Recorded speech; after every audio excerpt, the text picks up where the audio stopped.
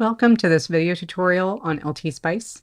If you haven't already downloaded LTspice, I'm going to show you how to do that.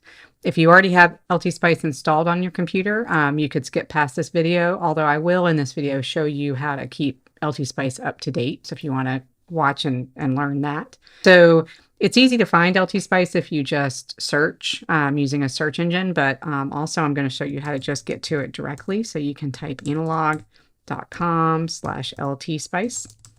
And that will take you straight to our LTspice page. There's lots of information on this page if you scroll down, tutorials and articles and whatnot. But for the purposes of this video, I'm going to show you how to download. So these are the download links at the top. I'm just going to download our latest Windows version.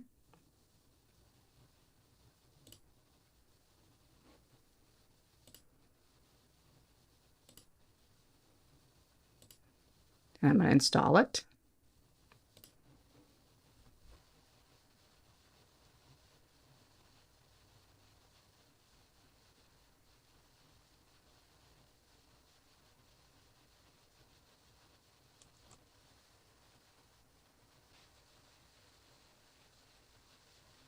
All right, so now LTspice is installed. I'm going to go ahead and launch it.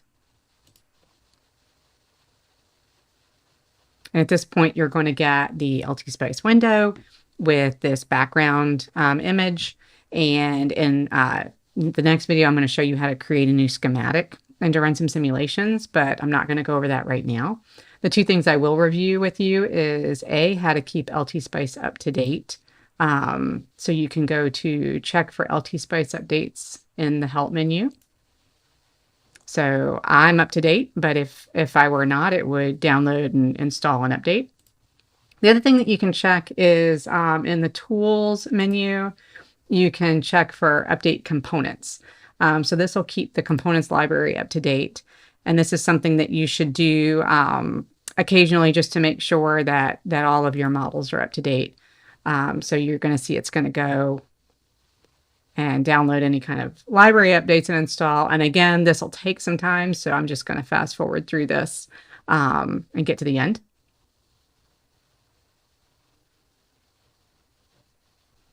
All right, at this point, my update has completed successfully. You can also check the update log. So you can go to, there's two logs, so you can see the change log for LTspice itself.